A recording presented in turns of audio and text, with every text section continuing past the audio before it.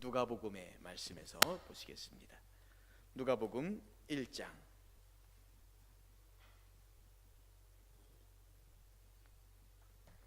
누가복음 1장 26절부터 38절까지의 말씀입니다. 누가복음 1장 26절부터 38절까지 말씀, 우리 말씀을 한 절씩 교독하겠습니다.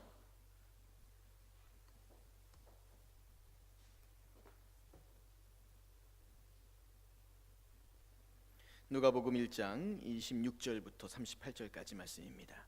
여섯째 달에 천사 가브리엘이 하나님의 보내심을 받아 갈릴리 나사렛이란 동네에 가서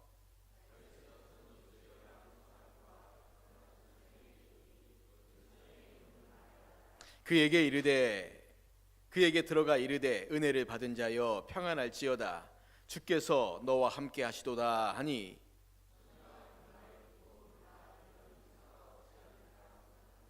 천사가 이르되 마리아여 무서워하지 말라 내가 하나님께 은혜를 입었느니라. 그가 큰 자가 되고 지극히 높으신 이의 아들이라 일컬어질 것이요 주 하나님께서 그 조상 다윗의 왕위를 그에게 주시리니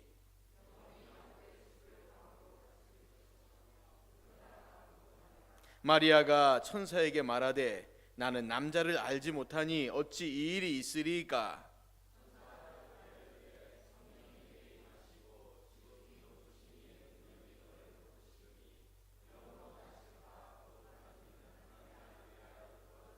보라 내 친족 엘리사벳도 늙어서 아들을 배웠느니라. 본래 임신하지 못한다고 알려진 이가 이미 6달이 되었나니. 같이 읽겠습니다. 마리아가 이르되 주의 여정이오니 말씀대로 내게 이루어지이다 하매 천사가 떠나가니라. 할렐루야. 우리 옆 사람과 한번 얼굴을 마주보고 이분이 웃나 안 웃나 한번 얼굴 한번 봅시다. 예, 눈싸움 하고 계십니다. 우리 옆 사람과 인사하겠습니다. 반갑습니다. 한 주간도 잘 지내셨습니까? 예, 평안하시죠? 사람의 기쁨이라는 감정이 몇 가지가 있는데 가장 중요한 건 감정적인 감정일 겁니다. 우리 속에서 나오는. 왜 기뻐요? 그냥 이게 감정이 좋아서 기쁜 겁니다. 상황적인 기쁨도 있어요. 환경이 좋아서 기쁜 겁니다. 아무 문제 없으니까 잘 나가니까 좋죠. 신나는 겁니다. 얼마 전에 수능 끝났지 않았습니까? 수능 시험 잘 봤어요. 이게 신나는 겁니다. 기쁜 거지요. 그런데 성경에서 우리에게 기뻐하라라고 말할 때는 사실 그 기쁨은 좀 다른 기쁨입니다. 환경이 좋아서 상황이 좋아서 모든 일이 잘 되어서 감정적으로 좀 웃긴 일이 있어서 즐거운 일이 있어서 그렇게 웃는 것보다는 우리에게 말씀하시는 기쁨은 그러하지 않을지라도 영적인 기쁨, 복음 안에서 기쁨, 하나님 안에서 기쁨, 그것을 누려야 된다라고 말씀하고 있습니다. 그래서 기뻐하라라는 말씀은 명령입니다. 참 쉽지 않죠. 강권적으로 기뻐하라고 말씀하시는 거예요. 슬프냐? 그래도 기뻐해라. 힘드냐? 그래도 기뻐해라. 괴롭냐? 그래도 기뻐해라. 아니 기뻐할 수 없는 상황인데 기뻐하래요. 감사할 수 없는 상황인데 감사하랍니다. 어떻게 할 수 있습니까? 그게 영적인 기쁨이요, 영적인 감사합니다. 모든 것이 다 잘 되고 좋아져서 형편이 좋아서 관계가 좋아서 아무 문제 없어서 그저 희희낙낙 좋은 게 아니라 내가 하나님 안에서 복음 안에서 말씀 안에서 그렇게 거할 때 내 안에 나도 모르는 그 기쁨들. 근데 우리 안에 언제부터 기쁨이 사라지고 즐거움이 사라지고 있습니까? 왜 그렇습니까? 뭐가 환경이 안 좋아서 그럴까요? 일이 안 돼서 그렇습니까? 예, 물론 그럴 수가 있습니다. 그런데 본질적인 문제를 한번 돌아가 보시면 어떨까요? 내가 하나님과의 온전한 관계 가운데 있는가? 내가 말씀 안에서 하나님과 바른 관계를 맺고 있는가? 누군가와 사이가 안 좋아서 어떤 일이 잘 안 돼서 몸이 아파서 물론 이런 것들이 우리가 기뻐할 수 없는 이유가 되겠지만 그것을 뛰어넘는 하나님과의 나와의 이 관계 속에서 우리가 어떤 삶을 살아갈 수 있는가, 우리가 그것들을 좀 보았으면 좋겠습니다. 우리가 오늘 말씀을 통해서 바로 그런 기쁨을 누렸던 한 여인에 관한 이야기를 좀 나누려고 합니다. 이번 주부터 시작해서 성탄절이 되기까지 약 4주간을 로마 가톨릭이나 감리교, 기장 같은 일부 진보적인 우리 개신교 교단에서는 대림절이라는 절기로 지킵니다. 이 대림이라는 말은 사전을 찾아보시면 강림을 기다림, 임함을 기다림 뭐 이런 의미가 있고요. 그러기에 우리가 대림절은 예수 그리스도께서 임하기를 기다리는 절기라고 그렇게 볼 수 있습니다. 우리가 같이 불렀던 이 찬송가 105장에 곧 오소서 임마누엘이란 이 찬송이 사실은 이 대림, 강림에 대한 이 소망을 가장 많이 품고 있는 그런 찬송이라 그렇게 볼 수가 있습니다. 우리 교단에서는 사실은 이 절기에 대해서 크게 의미를 부여하지 않습니다. 그래서 우리 교단에서 만든 달력을 보면 이 부분에 대해서는 아무 표시가 없습니다. 그런데 기장 측이나 통합 측이나 감리기나 성결기나 이런 데서 만들고 보면 대림절 몇배 주간, 첫 주간, 둘째 주간 이렇게 나온 것을 우리가 볼 수 있는데, 그런 절기로 따진다면 오늘 이 12월 첫째 주는 대림절 첫째 주 이렇게 나와 있을 겁니다. 자, 우리 교단은 잘 지키지 않아요. 의미를 부여하지 않습니다. 그러나 이 12월 한 달 동안에 제가 마음 먹은 것이 이 대림절에 버금가는 좀 설교를 좀 해보려고 그렇게 생각을 가졌습니다. 특별히 예수님께서 이 땅에 오시기까지 자신을 버렸던, 희생했던 이 사람들의 이야기를 통해서 성탄트리의 아름다움에 취해서 연말연시라고 하는 이 분위기에 취해 살아가는 우리는 과연 이 성탄을 준비하면서 어떤 삶을 살아가야 될 것인가 되돌아볼 수 있는 그런 시간이 되기를 원합니다. 그래서 오늘 저는 첫 번째 시간으로 예수님의 어머니인 마리아에 관한 이야기를 좀 나누려고 합니다. 마리아에 대한 평가는 이 가톨릭과 개신교 너무나 극단적인 평가를 하고 있습니다. 완전히 달라요. 가톨릭에서는 거의 하나님의 경지에 올라가서 예배의 대상이 되고 있는데, 개신교에서는 반대로 거의 찬밥 신세가 되고 있습니다.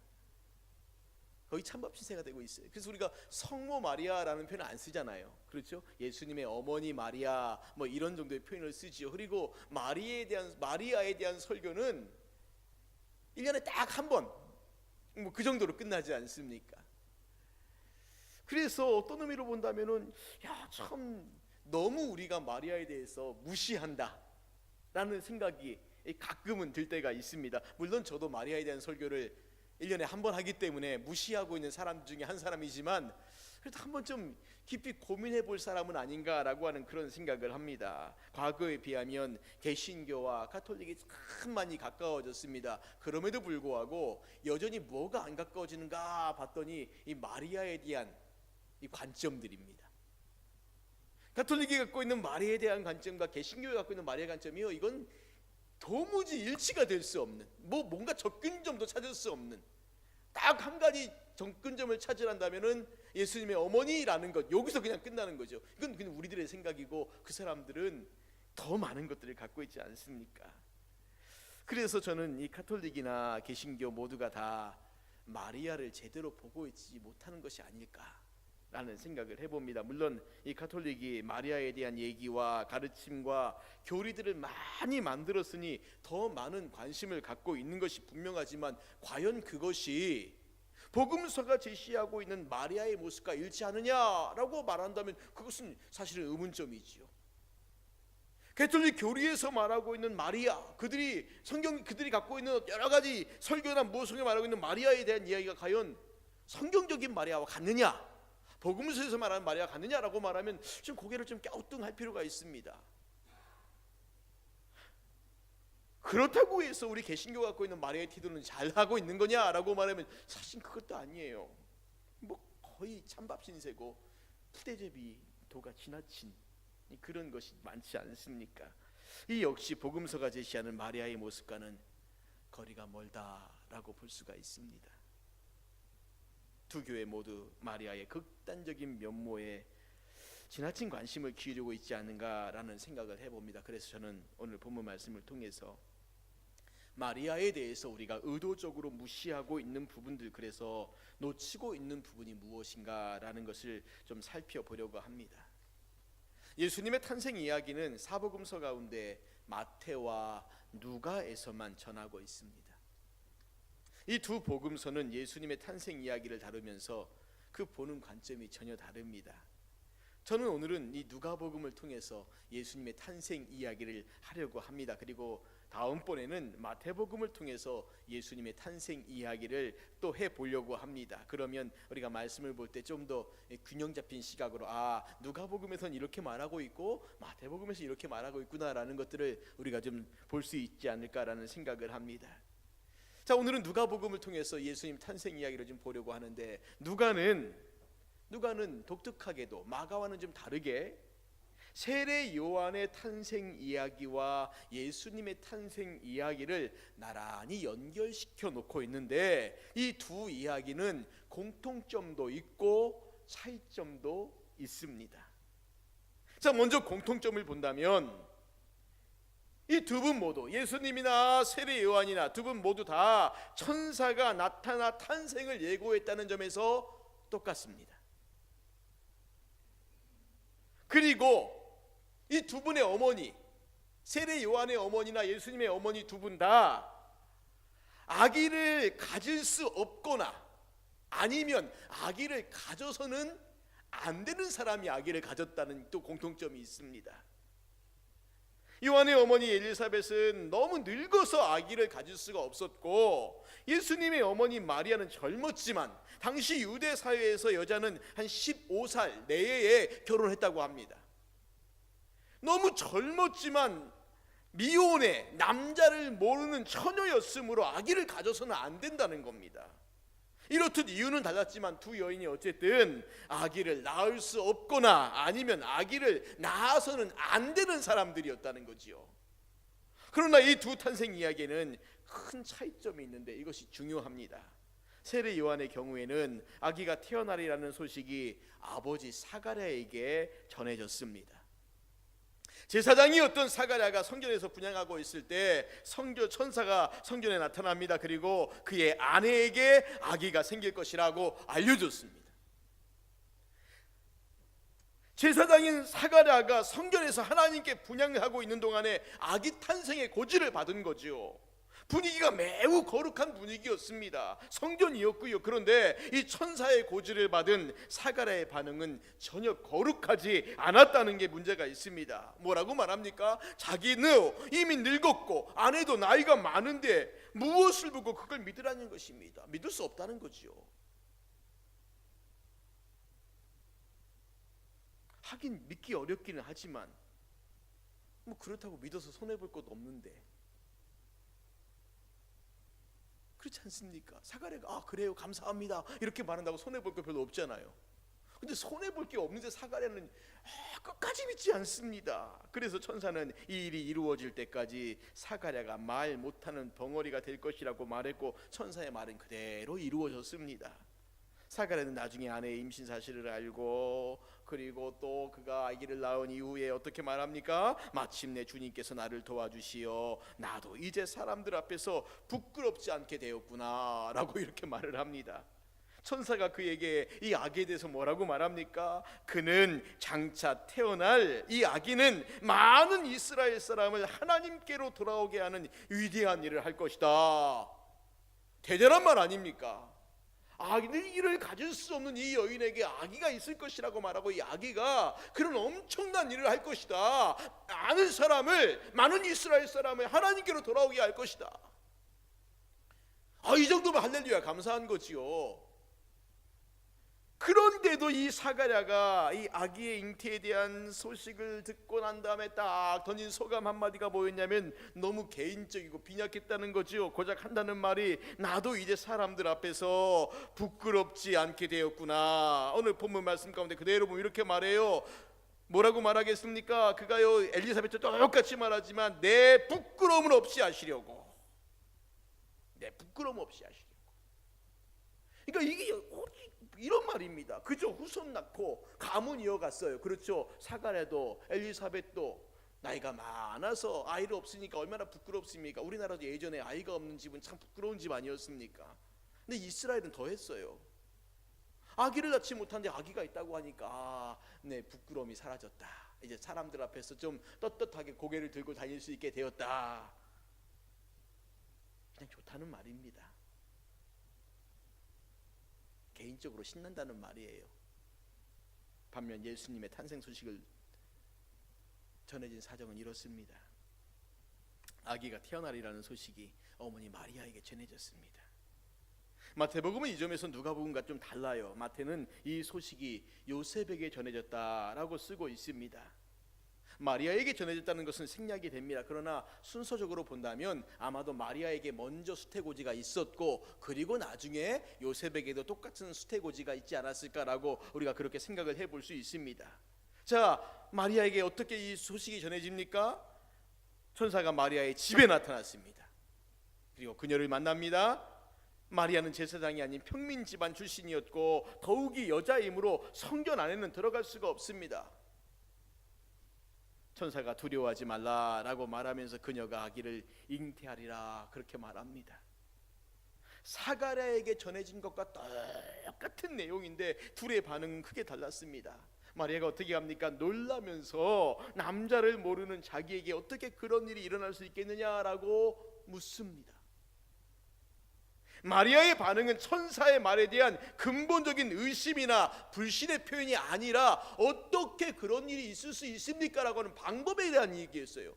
어떻게 그런 일이 있을 수 있습니까? 그랬더니 천사가 마리아에게 그 방법을 친절히 설명해 주는데 35절에 보니까 이렇게 말합니다. 이런 말씀을 보십시오. 35절에 이렇게 말합니다. 천사가 대답하여 이르되 성령이 내게 임하시고 지극히 높으신 이의 능력이 너를 덮으시리니 이러므로 나실 바 거룩한 이는 하나님의 아들이라 일컬으리라. 그리고 천사가 마지막으로 또 뭐라고 말해요? 대저 하나님의 모든 말씀은 능치 못하심이 없느니라. 대저 하나님의 모든 말씀은 능하지 못하심이 없느니라. 이렇게 말하면서 마리아의 믿음에 찬 반응을 촉구하고 있는 거예요. 봐라, 너 어떻게라고 말했지? 성령이 내게 임할 것이다. 지극히 높으신 능력이 너를 내게 임할 것이다. 하나님의 말씀은 능하지 못한 힘이 없다. 어떻게 반응할래? 마리아가 그 말씀에 믿음에 찬 반응을 보입니다. 38절에 보십시오. 우리 같이 한번 읽겠습니다. 38절 말씀 읽습니다. 시작. 마리아가 이르되 주의 여정이오니 말씀대로 내게 이루어지이다 하매 천사가 떠나가니라. 마리아의 이 반응 주의 여정이오니 말씀대로 내게 이루어지이다는 이 반응은 천사가 혹은 더 나아가서 하나님께서 기대했던 것입니다. 하나님께서 말씀하시니 그대로 이루어질 것이라는 그 고백하라는 겁니다. 마리아에게는 사가랴가 가졌던 의심의 태도를 티끌 만큼도 찾아볼 수 없었다는 거죠. 여러분, 이 두 사람의 반응이 왜 이렇게 달랐을까요? 왜 사가랴와 마리아, 어쩌면 사가랴가 더 하나님 앞에 더 반응을 더 절실히 해야 되고 더 열심히 해야 되고 아멘 하고 오히려 막 춤을 춰야 될 이 사가랴가 약간 부정적인 반응을 보이고 오히려 반대에 있는 이 마리아는 오히려 안 돼요 이렇게 말할 텐데, 생각해 보십시오. 아기를 가질 수 없는 사람이 아기를 가지는 것은 은혜요 축복입니다. 근데 아기를 가지면 안 되는 사람이 아기를 가지면 이건 저주입니다. 그렇지 않습니까? 그런 의미로 본다면 사가랴는 천사가 지금 은혜와 복을 말한 것이고 마리아는 어떤 의미로 본다면 지금 저주를 말하고 징계를 말하고 있는 거예요. 내가 왜 아기를 가집니까? 이거는 얘기해야 돼요. 그런데 이 두 사람의 반응이 정반대지 않습니까? 왜 그렇습니까? 오늘 이것을 우리가 깊이 있게 생각해 봐야 할 부분이라고 저는 그렇게 생각을 합니다. 사가랴에게 아들을 낳으리라는 소식은 속되게 말하면 믿져봐야 본전인 이야기입니다. 그 말씀 그대로 아기를 낳으면 감사한 거고, 뭐 아기를 낳지면 지금까지 낳지 못했는데 어떡하겠습니까? 할 수 없는 거지요. 자식이 없음에 대한 섭섭함, 아쉬움, 그리고 이 부끄러움에서 벗어나게 된다는 것, 설사 이루어지지 않는다 하더라도 미칠 것 없는 얘기잖아요. 그런데 사가랴는 천사의 말을 믿지 않습니다. 특별히 천사가 태어난 아기는 많은 이스라엘 백성을 그들의 하나님 품으로 돌아오게 할 자라고 알려주었음에도 불구하고, 이 아이가 어떤 아기다라는 것을 알려주었음에도 불구하고 사가랴는 그 말을 비중 있게 받아들이지 않았어요. 와, 하나님께서 이렇게 아기를 낳으셔서 우리에게 이 아기를 주셨는데 그거 주신 것만도 감사한데 이 아기가 이런 일을 한다니 이게 얼마나 감사한 일인가, 이 반응이 마땅한데 사가랴는 반응이 뜨끔지근합니다. 하지만 마리아는 달랐지요. 달랐습니다. 마리아에게 아기가 있을 것이다, 천사의 말을 그대로 받아들인다는 것은 마리아에게는 사가랴와는 비교할 수 없는 고통이 기다리고 있다는 것 의미입니다. 쉽게 말하면 마리아가 미혼모가 된다는 겁니다. 아직 결혼도 하지 않았잖아요. 근데 아기가 있어요. 미혼모가 된다는 거지요. 지금부터 2000년 전에 우리나라보다 훨씬 더 남성 중심적인 사회였던 이 유대 사회에서 미혼모로 살아가는 일이 어떠했을지는 어렵지 않게 상상해 볼 수 있습니다. 미혼모는 부정한 여자였고 결국은 돌에 맞아 죽어야 할 그런 신세가 되는 여자입니다. 그러나 마리아는 자기가 겪을 일보다는 장차 자기를 통해서 그리고 태어날 아기를 통해서 하나님께서 이루시려는 일에 더 그 관심을 집중하고 있다는 겁니다.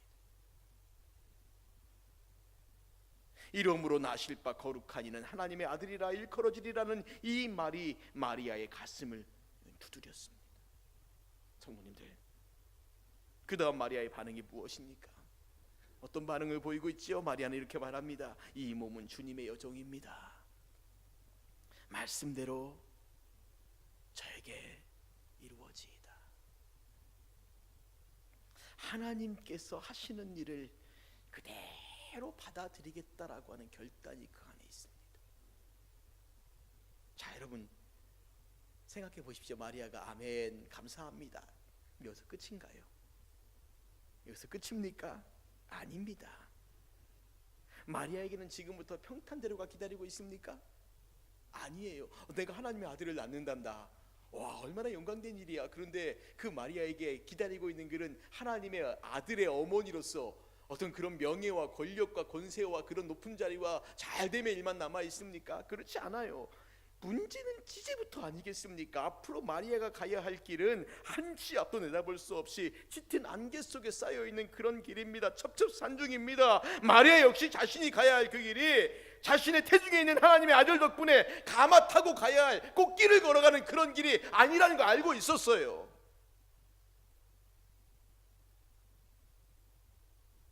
그래도 마리아는 개의치 않았다는 겁니다. 주의 말씀이 내게 그대로 이루어지는데 그 이루어지는 그 길이 내가 가마 타고 가고 꽃길 걸어가고 그런 길이 아니라는 것을 알고 있었음에도 불구하고 마리아는 그에게 오직 한 가지 소원만이 있었어요. 그게 뭡니까? 하나님의 뜻이 이루어지기를 바랬다는 겁니다. 아버지의 뜻이 이루어짐이 감사했습니다. 자신은 어떠해도 상관하지 않았습니다. 하나님의 뜻만 이루어진다면, 하나님의 영광만 나타난다면 다 감수할 수 있었다는 겁니다. 마리아가 자신이 가야 할 길을 확인하는 데는 그리 긴 시간이 필요하지 않았어요. 아기 예수의 정결 예식을 치르러 성전에 올라갔을 때 마리아는 거기서 시므온이라는 사람을 만납니다. 시므온은 성전에 머물면서 이스라엘의 구원을 기다리는 사람이었습니다. 곧 그는 메시아를 기다리는 사람이었습니다. 시므온은 아기 예수를 보자 바로 그가 자기가 기다리는 분임을 알았고 그는 아기를 품에 안고 어머니 마리아에게 이렇게 말합니다. 누가복음 2장 34절 35절에 이렇게 말해요. 시므온이 그들에게 축복하고 그의 어머니 마리아에게 말하여 이르되 보라, 이는 이스라엘 중 많은 사람을 패하거나 흥하게 하며 비방을 받는 표적이 되기 위하여 세움을 받겠고 또 칼이 내 마음을 찌르듯 하리니 이는 여러 사람의 마음의 생각을 드러내려 함이라 하더라. 좀 어렵죠 여러분. 이 말이 뭐냐면 이 아기는 수많은 이스라엘 백성을 넘어뜨리기도 하고 일으키기도 할 뿐입니다. 이 아기는 많은 사람들의 반대를 받는 표적이 될 겁니다. 그래서 결국 당신 마리아의 마음은 예리한 칼로 찌르듯이 그렇게 아플 겁니다. 천사가 마리아에게 이 아기가 하나님의 아들이다 라고 말했던 것은 어쩌면 마리아가 받아들이는 이 이야기의 절반 정도밖에 안 돼요. 나머지 절반은 예수님이 탄생한 이후에 시몬의 입을 통해 나왔어요.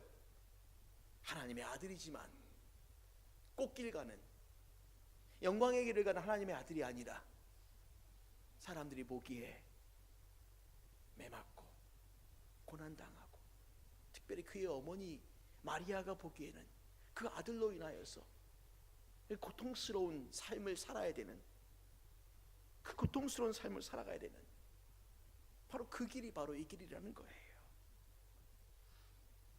구세주의 어머니로서 마리아는 남들이 받지 못한 축복을 받았지만 그 축복은 고통스러운 축복이었고 가슴을 칼로 찌르듯 아픈 축복이었습니다. 마리아는 이 고통스럽고 아픈 축복을 하나님의 뜻을 이루기 위해 받아들이기로 작정했던 겁니다.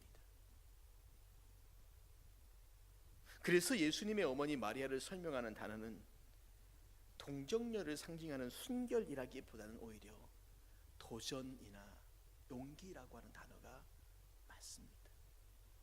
순결한 처녀인 마리아가 아니라 믿음이 있고 용기가 있는, 그리고 하나님 말씀대로 붙잡고 도전하며 살아갈 수 있는, 어쩌면 그 단어가, 그 의미가 더 정확할 수 있다는 거예요. 하나님의 뜻이 이루어지기 위해서 자기 자신을 내어드릴 수 있는, 자신의 앞에 분명히 고통스러운 가슴을 칼로 찌르는 길이 있다 할지라도 그것이 하나님의 뜻을 이루는 길이라면 그 길을 갈 수 있는 사람, 도전하고 용기를 낼 수 있는 바로 그런 사람이 마리아였다는 겁니다. 성도님들, 성경에 있는 모든 믿음의 위인들은 다 용기가 있는 사람들이었습니다. 그 용기가 있는 한 사람에 의해서 역사가 바뀌었습니다. 사도 바울은 쇠사슬에 묶인 채 로마에 가서 토굴 속에 갇혔어요. 소망이 보이지 않는 상황이었지만 그런데 그는 그 토굴 속에서도 서신들을 기록하고 있습니다. 믿음이 있었고 용기가 있었기 때문입니다. 자, 그렇다면 신앙인에게 용기가 있다고 할 때 그 용기의 출처가 어딜까요? 만약에 용기가 나라고 한다면, 그 용기의 출처가 나라고 한다면 그것은 만용입니다. 나는 용기 있게 살 수 있어. 거짓말하지 마십시오. 우리가 얼마나 쉽게 넘어지는데요. 얼마나 작은 일에 상처받고, 얼마나 작은 일에 마음 아파하고, 얼마나 작은 일에 쓰라려하고. 난 믿음이 좋아요라고 말하지만 지나가는 누군가의 말 한마디, 눈빛 한마디, 아무 의미 없는 말 한마디, 아무 의미 없는 눈빛 하나에 상처받았다 그래요. 그게 우리예요. 무슨 용기가 있습니까? 용기의 출처는 내가 아닙니다. 자만하지 마시라는 겁니다. 마리아가 있으니 나도 할 수 있다, 거짓말하지 마십시오. 그렇게 못합니다. 용기의 출처는 내가 아니에요. 35절 보십시오. 성령이 내게 임하시고, 성령이 내게 임하시고 지극히 높으신 이의 능력이 너를 덮으시리니. 여기에 용기의 출처가 있는 겁니다. 우리가 어떻게 이 세상을 용기 있게 살아갈 수 있을까? 그 용기의 출처가 어디예요? 천지를 지으신 여호와 하나님이시기 때문에 그렇습니다. 그 하나님이 나와 함께 하시기 때문에, 그 하나님이 제시하신 방법이기 때문에 우리는 용기 있게 그 길을 걸어갈 수 있습니다. 성도님들, 누군가를 사랑한다는 것은 자신의 것을 포기할 수 있을 때 가능하지 않습니까? 하나님께서 우리를 사랑하셨기에 독생자를 우리를 위해 기꺼이 포기하셨습니다. 예수님이 우리를 사랑하셨기에 자신의 생명도 기꺼이 포기하셨습니다. 그러면 우리가 하나님을 사랑한다고 말하고 예수님을 사랑한다고 말하면서 우리는 과연 무엇을 포기하고 있느냐 돌아봐야 되지 않습니까? 혹여 말뿐인 사랑만 이야기하고 있지는 않습니까? 마리아는 하나님을 사랑했습니다. 사랑했기에 자신의 것을 돌아보지 않았습니다. 자신의 생명도 돌아보지 않았습니다. 자신의 앞날도 돌아보지 않았습니다. 그저 하나님의 뜻이 자신을 통해 이루어지기를 소망했습니다. 주의 여종이 오니 말씀대로 내게 이루어지이다. 말씀대로 내게 이루어지면 어떤 것이 내 앞을 기다리고 있을지 알았든 몰랐든 그게 얼마나 용감하고 얼마나 무서운 말이에요. 여러분이 그 고백할 수 있습니까? 하나님 뭐라고 나에게 말씀하시든지 말씀대로 내게 이루어지이다 할 수 있습니까? 그래서 제가 우리 개신교가 마리아를 너무 부대접한다는 게 바로 마리아만큼 이렇게 큰 믿음의 여인이 어디 있습니까? 용기 있는 여인이 어디 있어요? 자신이 어떤 길을 가야 될지 잘 모르지만 그러나 분명히 짐작은 하지 않겠습니까? 미혼모가 살아가는 길이 아내가 잘못하면 파혼당할 수도 있고 잘못하면 돌에 맞아 죽을 수도 있고 어떤 인생을 살지 모르지만 그저 그 말 한마디는 하나님 말씀하셨던 그 하나 때문에 말씀대로 내게 이루어지이다. 글쎄 아마 저 같으면 하나님 잠깐만요 좀 생각 좀 해볼게요. 제가 이렇게 한다면 제가 순종한다면 하나님 저에게 뭘 주시렵니까? 제가 순종한다면 하나님 저에게 어떤 길을 주시렵니까? 아마 열심히 계산기 두드리고 있지 않겠습니까? 뭐가 더 이익인지 뭐가 더 손해인지 이게 내 생각엔 이게 더 좋아 저게 더 좋아 저게 더 좋아 우리 머릿속에 이미 무수히 많은 계산기가 들어갔다 나갔다 하면서 아마 계산을 열심히 하고 있을 거예요. 말씀대로 내게 이루어지다 이 말 한마디 하기 전에 우리는 벌써 수없이 많은 계산을 하면서 나중에 내린 결론은 결국은 자기에게 좋은 거 아마 결정할 겁니다. 하나님 생각해 보니까 아닌 것 같아요. 저는 믿음이 너무 작고 저는 아니니까 좀 더 믿음 좋은 사람을 찾아보시라고 한다든가 저는 할 일이 좀 많이 있어서 그건 제 길이 아니라고 한다든가 제 얘기입니다. 그리고 다른 사람 얘기 아니니까 오해하지 마십시오. 제 얘기하고 있습니다. 하나님의 뜻이 이루어지는 것이 두려워서 도망가고 싶고 피하고 싶고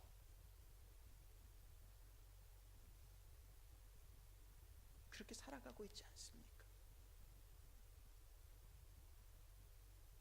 말은 그렇게 열심히 하지만 참 부끄러울 때가 많아요. 나는 정말 이 상황에서 마리아처럼 말씀대로 내게 이루어지이다 그 고백하고 그 험한 길을 갈 수 있을까? 어쩌면 캐톨릭에서 마리아를 막 높이는 게 이유가 있어요. 물론 너무 지나치게 높였지만 적당하게 높이는 건 좋은데 너무 지나치게 높여서 좀 문제지만 이처럼 이 귀한 믿음의 여인을 우리는 어떻게 대하고 있는지 사랑하는 성도님들 마리아의 믿음과 용기 부럽습니까? 나도 그런 믿음과 용기가 있었으면 좋겠습니까? 정말 그런 믿음과 용기를 원한다면 오늘 어떤 형편과 상황 가운데 있든지 첫 번째 나와 함께 하신 하나님을 믿으시기 바랍니다. 두 번째 하나님께서 뭐라고 말씀하셔도 그것은 나에게 좋은 것임을 믿으시기 바랍니다. 내 감정 앞세우지 말고 내 생각 앞세우지 말고 내 판단 앞세우지 말고 하나님 말씀 앞에 겸손하게 무릎 꿇고 하나님께서 우리에게 보여주시는 그 길 우리가 그 길을 걸어갈 때 기쁨으로 걸어가고 감사함으로 걸어갈 때 하나님께서 우리에게 주시는 은혜와 복을 이 세상이 주는 것과는 비교할 수 없는 은혜와 복을 우리가 누리게 될 줄 믿습니다. 우리 같이 찬양하고 기도하겠습니다. 주가 보이신 생명의 길 나 주님과 함께 상한 마음을 드리며 주님 앞에 나아가리. 나의 의로움이 되신 주 그 이름 예수 나의 길이 되신 이름 예수 우리 같이 찬양하겠습니다.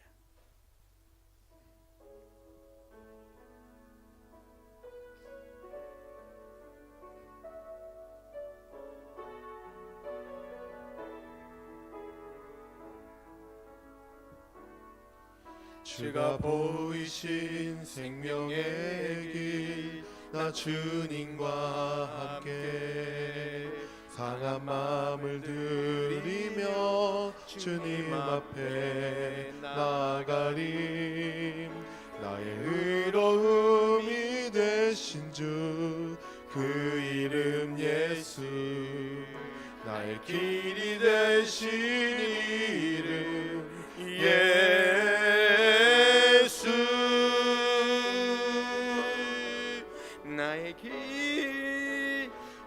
오직 그가 하시나니 나를 단련하신 후에 내가 정금같이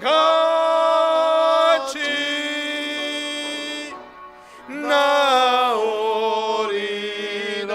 주가 보이신 생명의 길, 주가 보이신 생명의 길, 나 주님과 함께 상한 마음을 들이며 주님 앞에 나가리. 나의 의로움이 되신 주, 그 이름 예수.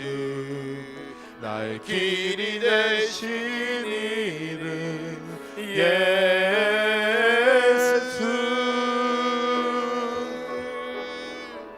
나의 길 오직 그가 하시나니 나를 단련하신 후에 내가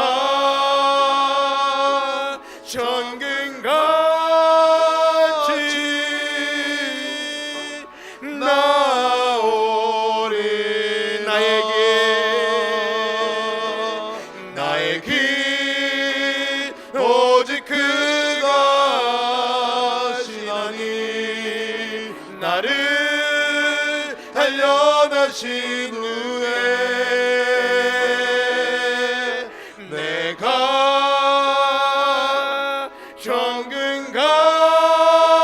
정금같이 나오리라. 한 번 더 하면 나의 길 오직 그가 하시나니 나의 길 오직 그가 하시나니 나를 단련하신 후에 내가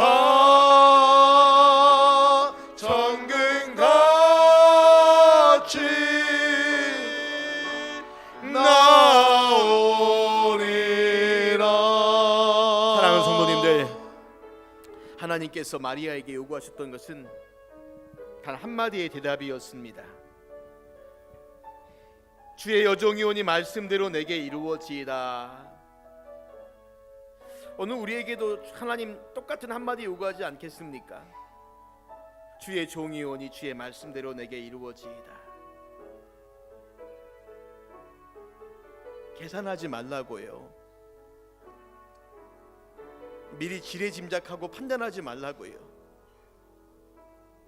하나님 나에게 주시는 거 가장 좋은 것이라는 거 믿으라고요. 하나님 우리에게 보여주신 길 걸어가도 설령 살다가 이 땅에 생명이 끊어진다 할지라도 그 길 망하는 길 아니라고요.